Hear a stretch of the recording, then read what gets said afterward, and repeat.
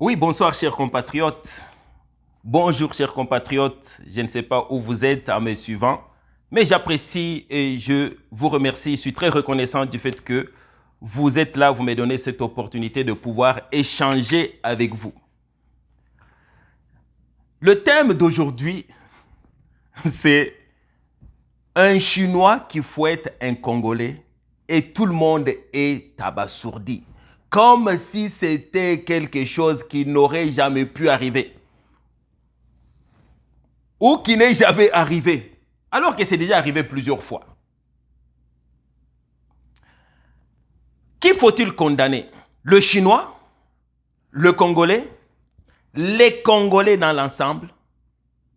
La réponse est oui, oui, oui. La première chose que sur laquelle j'aimerais qu'on réfléchisse,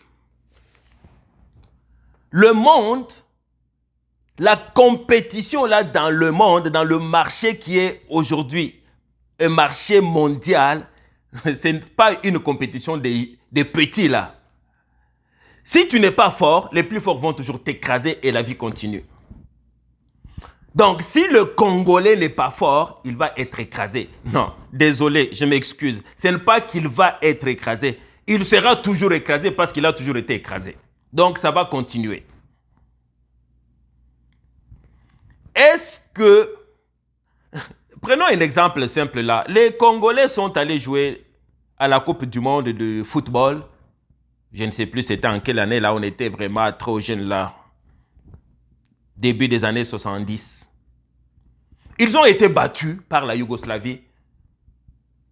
Le pointage là le score était très très élevé là. C'est pas 9, quelque chose comme ça là. Qui faut-il condamner? La Yougoslavie? Les Congolais? Ou bien le système congolais? Parce que si on va condamner les Yougoslaves, ben, ils vont jouer contre une autre équipe. Ils seront encore battus. Contre n'importe quelle équipe, ils vont battre. Jusqu'au moment où ils vont comprendre, non, retournons chez nous là, remettons un peu l'ordre dans nos muscles, dans notre système de jeu, dans notre endurance, dans nos entraînements, dans notre système surtout, notre façon de penser, notre mentalité, et retournons éventuellement, on peut aussi battre quelques-uns, et puis on va aller plus loin. Ce n'est pas différent de ce qu'on est en train de vivre. Aujourd'hui, c'est le Chinois qui a battu. Mais hier, on parlait aussi des Indiens, des Pakistanais. Et si on recule encore hier, ben, des Belges, n'est-ce pas, avec la colonisation. Et plus loin encore, ben, on tombe encore dans l'esclavage. Donc tout cela arrive parce que, pourquoi est-ce qu'on nous a colonisés? Parce qu'on est colonisable. Pourquoi est-ce qu'on nous a battus? Parce qu'on est, entre guillemets, battable. Pourquoi est-ce que nous sommes devenus des esclaves? Parce que nous avons en nous le potentiel d'être des esclaves, point et trait. Parce que si nous ne l'étions pas, nous n'allions pas être ni battus, ni colonisés, ni rendus esclaves. C'est la vérité. Où est le problème? Parce qu'on ne peut pas continuer à nous plaindre continuellement. Oh, les Blancs. Parce que quand le Congolais est chez autrui, il se plaint. Parce qu'il est toujours victime. Ah, victime du racisme. Ah, je ne pouvais pas avoir ce travail-là parce qu'ils ont préféré quelqu'un d'autre.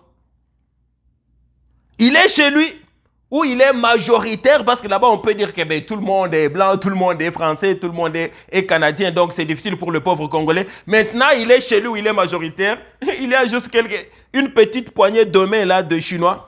Ce n'est pas comme s'il y avait une armée là de 400 000 Chinois et puis ils nous ont fait peur là. Et le Congolais est toujours battu chez lui.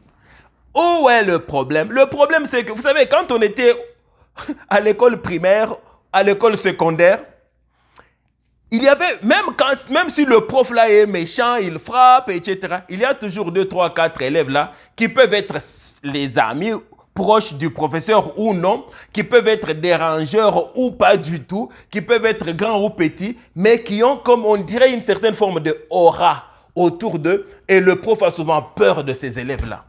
Et lui-même ne comprend pas pourquoi. Les autres étudiants, élèves ne comprennent même pas pourquoi. Mais on dirait que il y a toujours certaines personnes qui inspirent une forme de respect autour d'eux. Et ces mêmes personnes-là, vous allez les retrouver à l'étranger, pendant que les autres se plaignent du racisme, eux-là ne subissent aucun racisme.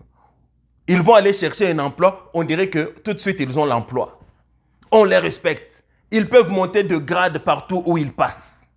Donc, ces gens-là ont une certaine forme de aura autour d'eux. Aura, là, c'est comme, ne le prenez pas au sens strict du terme, n'est-ce pas, ésotérique, mais c'est comme une certaine voile de respect. Ils inspirent le respect, une certaine voile invisible. Le Congolais, dans son ensemble, n'a plus cette aura-là.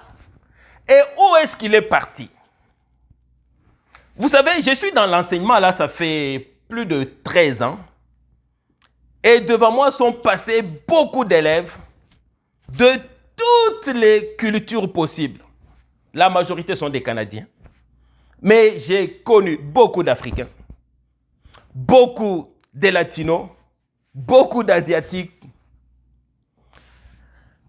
Les enfants là qui sont des parents canadiens de plusieurs générations déjà, nous avons tendance à les appeler, ce sont des enfants rois. Les enfants rois là, tu ne peux jamais les toucher. Même la direction ne peut pas les toucher. Même les parents ne peuvent pas les toucher. Et puis, nous qui avons la culture africaine, nous le concevons négativement. Ah, nous ne voulons pas que nos enfants soient comme ces enfants-là. Ils sont impolis, ils ne sont pas respectueux. Par contre, nos propres enfants-là,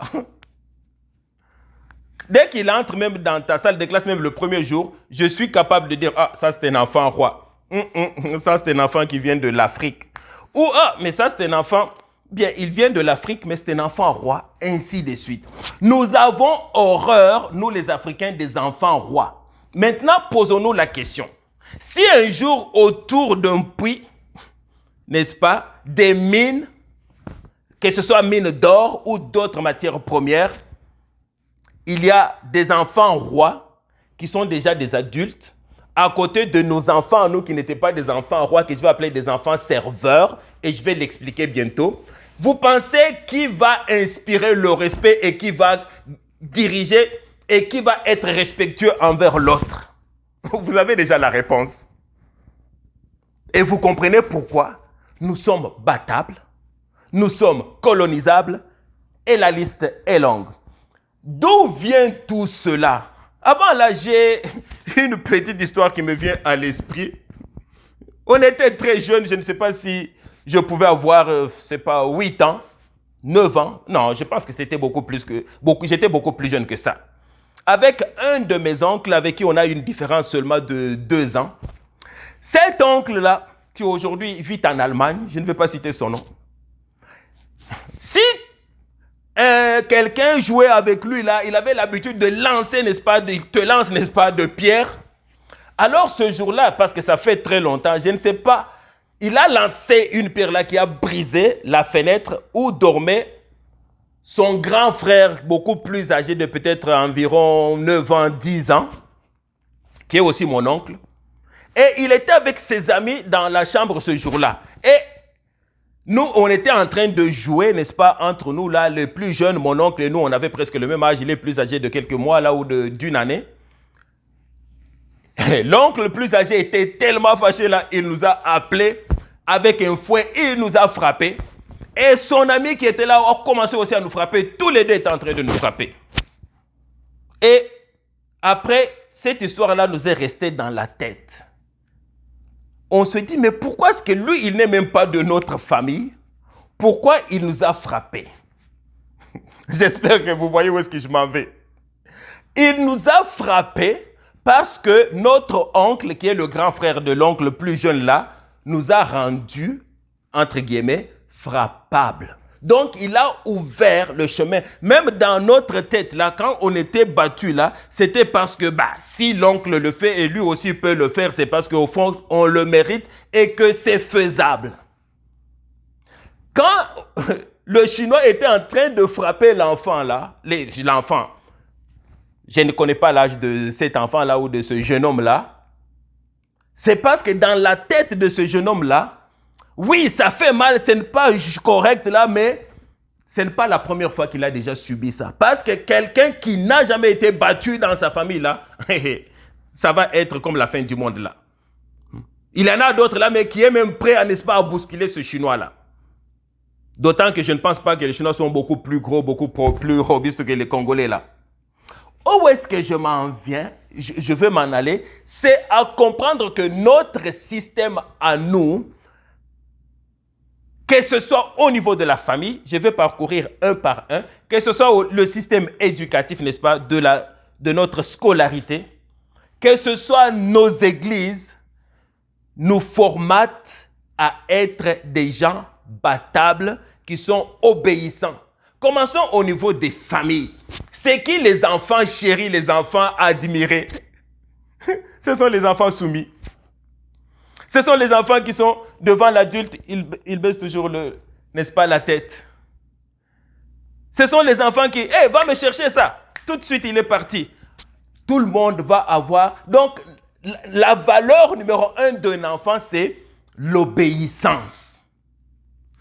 Est-ce que dans notre culture, dans notre système familial, est-ce que on donne comme valeur, n'est-ce pas, des enfants qui vont être plus estimés, ceux qui sont capables de poser la question, hey, mais papa, pourquoi est-ce que tu veux que je fasse ça? Je ne pense pas que c'est une bonne idée.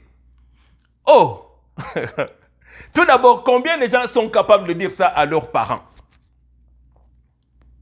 Donc, on préfère les enfants qui sont toujours soumis et cette soumission-là va rester dans notre tête au point que tu peux même avoir un Congolais qui est bien qualifié, qui a des doctorats, quand il arrive à une table de négociation là, c'est que nous avons subi déjà dans l'enfance comme éducation là d'être toujours soumis, obéissants, que nous devons toujours plaire aux autres, d'une façon ou d'une autre, ça va ressortir. Je le vois avec nos jeunes. Quand un jeune là, qu'on appelle les enfants rois là, qui est canadien, américain, italien, français, quand ce jeune là, tu vas par hasard, par exemple, tu prends quelque chose qui est à lui, qui lui appartient, ben il va refuser. Ben non, c'est à moi. Non, ce n'est pas juste. Et puis c'est catégorique. Mais si tu vas prendre quelque chose qui appartient à un de nos enfants là, alors que ça lui appartient, il a tous les droits, il va commencer à dire, mais c'est à moi. Ah, ok, mais écoute, tu sais, ce n'est pas grave. Ok, prends. Donc, c'est comme ça. Et on le met sur le compte de la gentillesse. Et voilà pourquoi on nous prend nos terres. Les gens, on va chez des gens, nous sommes obligés de respecter. Ils viennent chez nous, non seulement que le partage est égal, non, ils prennent plus que nous. Pourquoi? Parce que c'est ça les valeurs qui ont été, n'est-ce pas, inculquées dans nos esprits depuis l'enfance. L'obéissance. Est-ce que je suis en train de dire que ce n'est pas bien d'avoir l'obéissance? Non, il faut apprendre à obéir, mais apprendre en même temps à l'enfant, n'est-ce pas, d'être capable de regarder l'adulte dans les yeux avec respect et puis de discuter, de défendre ses causes, de défendre ce qu'il croit être juste, tout en apprenant à écouter et à respecter, mais comme d'égal à égal. Voilà pourquoi chez nous, l'hypocrisie, là, c'est comme un pain quotidien. Est-ce qu'une fille chez nous, là, peut avoir comme un copain qui l'approche et puis il a commencé une relation? Est-ce qu'elle peut aller dire à son père ou à sa mère ou même à ses frères? Ou bien elle va se cacher parce qu'elle risque de recevoir des gifles? Et qu'est-ce qui aurait été mieux? Éduquer les enfants dans le sens qu'ils sont capables de venir te parler comme avant même de parler à leurs amis, ou nous sommes déjà habitués dans cette hypocrisie-là qui fait que maintenant, ce qu'on veut éviter là, c'est exactement ce qu'ils vont faire ou elles vont faire, mais on n'est pas au courant. Alors que chez les enfants rois là, il va ou elle va informer ses parents sans aucun problème et son père ne va pas réagir comme chez nous on réagirait. Au contraire, ils vont discuter, parler, éventuellement arriver à un certain compromis qui est, comment est-ce que je peux dire ça, qui est logique, cohérent avec leurs propres valeurs. Donc, où est-ce que je veux m'en venir là? C'est la violence que nos enfants subissent de nos propres parents, ce qu'on appelle l'éducation. C'est ça a joué beaucoup dans le fait que nous sommes devenus, à commencer par le président Tshisekedi jusqu'en bas, battables, dociles, et devant nos propres droits, nous avons tendance à reculer parce que c'est ce que nos parents nous ont toujours enseigné. Si dans ma famille, j'ai toujours reculé devant, est-ce qu'un enfant peut demander à son père, papa, peux-tu m'apporter de l'eau? Mais les enfants rois le font. Et quand le papa refuse, l'enfant roi va lui dire, hey, papa, je suis désolé, quand tu vas m'envoyer acheter ta bière là, je ne vais pas y aller non plus. Ah, ok, je vais t'apporter de l'eau. Il apporte de l'eau. Et cet enfant-là, c'est sûr qu'en ce moment, vous dites, ben non, nous, on ne veut pas avoir des enfants pareils. Ah, d'accord, mais alors acceptez que les Chinois battent vos enfants. C'est tout. Parce que vous ne leur avez pas appris à pouvoir regarder, à vous regarder dans les yeux, dans le respect, mais surtout, tout en défendant leurs propres droits. Parce que pouvoir défendre ses droits, ça n'a rien à voir avec devenir irrespectueux. Ça n'a rien à voir. Ça veut seulement dire être quelqu'un qui a la tête sur les épaules, qui porte ses propres pantalons et qui est capable de défendre ses droits et défendre un jour les droits de son propre pays sans avoir ni honte ni sans se sentir coupable. Donc, tout commence au niveau de la famille. Est-ce qu'il y a des jeunes là chez nous qui n'ont jamais entendu le mot « mais tu es stupide »,« kabwa »,« kizengi ». Alors, si un jour le Chinois répète les mêmes choses, l'enfant là, ce qui continue à résonner dans sa tête là, c'était les insultes de papa et donc c'est comme c'est légitime, c'est acceptable, c'est accepté. Donc, tout le problème commence dans nos propres familles. C'est quoi les valeurs qu'on met dans la tête de nos enfants? Est-ce que tu peux accepter aujourd'hui que l'enfant te parle d'homme à homme, de femme à femme, comme il doit parler avec ses amis, comme il doit parler un jour à son travail, comme peut-être c'est lui le boss? Mais vous allez voir là, c'est le Congolais qui est le boss, mais l'adjoint, le vice, c'est lui qui commande tout dans nos pays et dans les pays occidentaux. Pourquoi? Parce que nous avons eu cette éducation-là. En d'autres termes, c'est quoi maintenant la part du gouvernement? Comment est-ce que les enfants rois sont protégés? Ah mon Dieu! Ils sont protégés à tous les niveaux, que ce soit au niveau de l'école, de l'éducation. Je pense que je vais revenir là-bas avec toute une émission. Que ce soit au niveau de l'État gouvernemental, il y a ici ce qu'on appelle la DPJ, Direction des protections de la jeunesse. Donc, les jeunes se sentent en sécurité. Un parent qui touche un jeune, on va enlever le jeune là de la maison dans les prochaines minutes, dans les prochaines heures. Donc, le jeune se sent en sécurité. Est-ce que nos enfants se sentent en sécurité?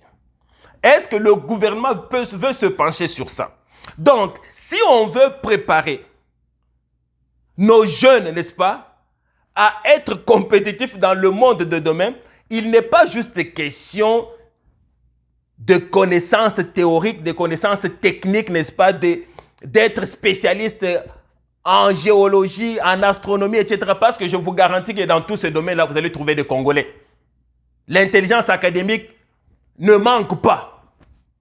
Mais c'est qu'on peut appeler l'intelligence, je vais dire émotionnelle, la capacité de regarder l'autre en face, d'homme à homme, de femme à femme là, cela nous manque parce que nous avons grandi dans un système tel que la place principale est occupée toujours par l'adulte. Un enfant qui parle parmi d'autres adultes là, hey, mais toi pourquoi tu parles comme ça? tu ne vois pas qu'ici il y a des adultes. Tout de suite on le considère comme un petit sorcier. Mais alors pourquoi est-ce que vous voulez qu'un jour il puisse avoir une parole, quelque chose à défendre devant les adultes? Donc, quand tu as un enfant là, tout d'abord, pas de violence, ni verbale, ni psychologique, ni physique. Dès qu'un enfant a subi la violence, c'est tout. Il va la subir un jour. C'est-à-dire, si un Chinois, un Pakistanais, un Indien le frappe, lui fait subir encore une autre forme de violence, ça va passer. Pourquoi? Parce que le papa lui a déjà montré qu'il mérite ça. C'est-à-dire que c'est faisable, ça peut se faire. Ça ne va pas être un grand scandale pour lui. Donc, le gouvernement, l'État doit ouvrir les yeux. Commencer à protéger nos enfants parce que nos enfants là ont un avenir. Je sais que vous n'êtes pas en train d'y penser là dans les prochaines 10 ans là dans le monde, mais cet avenir-là ne signifie rien tant qu'ils ne sont pas aussi traités dans nos pays comme des rois. Ils ne vont pas être de rois demain s'ils n'ont pas de rois aujourd'hui. C'est quoi l'avenir dont je parle? Les pays occidentaux s'en rendent déjà compte, ils le savent, ils n'ont pas d'avenir. Pourquoi? Allez sur Google, cliquez l'âge moyen dans le monde. Ça va vous ouvrir les yeux. Vous allez voir que l'âge moyen dans les pays riches là, le Canada, les États-Unis, la France, l'Angleterre, l'âge moyen de la population, c'est 44 ans et plus. Donc, leur génération de baby boomers sont en train d'aller à la retraite en ce moment. Et dans les prochains 10 ans, là, ou même au moins là, tous les baby boomers seront déjà à la retraite. Même 10 ans, c'est trop. Donc, ça veut dire quoi? Que leur génération est trop vieille. Il n'y a pas de relève pour faire compétition sur le plan mondial, que ce soit du point de vue économique, du point de vue artistique, du point de vue... Et donc, leurs espoirs sont basés sur les immigrations. N'est-ce pas? Nos jeunes qui doivent aller chez eux pour travailler. Comme de la matière première. Maintenant, là, si nous comprenons où est-ce qu'ils sont rendus, parce que reculer seulement de 15 ans en arrière, ils n'étaient pas dans ce besoin-là. Aujourd'hui, au Canada, là, on a un besoin urgent là d'employés. Et vu qu'ils ne font pas des enfants, chaque famille a un enfant, 0 ou 2. Et donc, ils ne peuvent subsister, résister que grâce à l'immigration. Pourquoi est-ce que les pays pauvres, le Congo, les autres pays africains, ne peuvent pas commencer à penser là dans les prochains 1, 2, 3, 4, 5 ans? Si le Canada veut un jeune qui doit partir ici pour aller chez eux là, ce n'est pas le jeune qui doit acheter le visa. Ça doit être le Canada qui doit payer, n'est-ce pas, à l'immigration congolaise parce qu'il va aller travailler pour eux, chez eux. Il faut rouvrir les yeux parce que sinon, tu vas être en train de payer pour quelque chose et c'est toi qui payes le client pour ta propre marchandise. Et ce que je vous dis là, c'est vrai. Vous allez vous en rendre compte au fur et à mesure que les années passent. Alors, pour revenir à notre sujet, c'est quoi l'âge moyen des Congolais? C'est quoi l'âge moyen des Gabonais? C'est quoi l'âge moyen des Africains en général? Pendant que les autres sont déjà à 44 ans, il y en a même qui sont à 50 ans. Ça joue entre 17 et 20 ans. Donc, vous comprenez que nos jeunes peuvent diriger l'économie de demain, peuvent diriger le monde de demain. Mais c'est seulement si on en fait des jeunes rois dès aujourd'hui. Il y a aussi les églises qui détruisent les jeunes, pas avec mauvaise volonté, mais c'est parce que il y a une certaine forme d'interprétation, n'est-ce pas? Quand on dit, les jeunes, obéissez à vos parents. Pour eux, c'est comme, ok, soyez soumis. Mais on oublie aussi que la même Bible là, juste quelques phrases après, il dit, parents, n'irritez pas vos jeunes. Ça veut dire que oui, les jeunes doivent obéir à leurs parents parce que les parents peuvent voir le danger plus loin que le jeune. Le jeune n'a pas beaucoup d'expérience, donc il faut les aider à voir plus loin. Mais il ne faut pas les irriter avec la violence. Irriter, ça veut dire violence, qu'elle soit verbale, qu'elle soit physique, qu'elle soit psychologique, elle détruit l'enfant. Donc, la Bible que vous interprétez ne peut pas t'amener à détruire l'avenir de l'enfant. Elle ne peut t'amener qu'à rendre l'avenir de l'enfant plus florissant. Parce que tu as beaucoup d'expérience, donc tu peux l'aider, mais en le traitant comme, je peux utiliser le terme ami, mais ça c'est le terme que les Africains n'aiment pas. Mais c'est ce qu'il faut. Si tu veux que nos enfants là puissent regarder les autres enfants des autres cultures en face et leur dire, ben non, notre matière première ne vaut pas ça là. Non, non, non, tu peux t'en aller là. Je vais avoir un autre client. Je vais avoir un autre pays. Il faut que nos enfants arrivent à cela parce que nos dirigeants ne sont pas encore rendus à ça. Ils donnent tout gratuitement. Pourquoi? Parce qu'ils ont aussi été éduqués dans le même système. Et la scolarité à l'école, c'est encore pire. Parce que nos enfants ne sont pas au centre de notre système éducatif. Ils ne sont pas au centre. Le centre est occupé par l'enseignant. Là où on comprend que le centre de l'enseignement, là, de notre pédagogie, c'est l'enfant. Tout d'abord, je vais entrer dans des termes un peu beaucoup plus, peut-être plus techniques. L'enseignement, comme la pédagogie, est différencié. Dans ces cultures-là, il n'y a pas des enfants qui zinguent, stupides, qui sont laissés pour leur compte. Absolument pas. Là-bas, on comprend que, donc les enseignants deviennent comme des stratèges qui doivent découvrir, ok, c'est quoi le problème de cet enfant? Lui là, il n'est pas stupide, comme on pense chez nous, et donc on le laisse, il ne va pas être éduqué. Lui là, son problème, c'est la dyscalculie. Ok, voilà les stratégies qu'on va mettre en place pour lui. Lui là, il a la dysorthographie. Voilà le problème qu'il a. Lui là, il a la dyslexie. Et lui là, il a ce qu'on appelle le code 50 parce que voilà, il a le problème de socialisation. Lui ne peut pas comprendre les blagues. Alors, tous les enfants à 100% sont au centre. Et le rôle de l'enseignant, c'est faire réussir les élèves afin qu'ils puissent avoir du succès dans la vie, dans la société, qu'on n'ait pas des enfants dans la rue. Mais quand on regarde chez nous, au centre du système éducatif, ce n'est pas l'élève, c'est l'enseignant.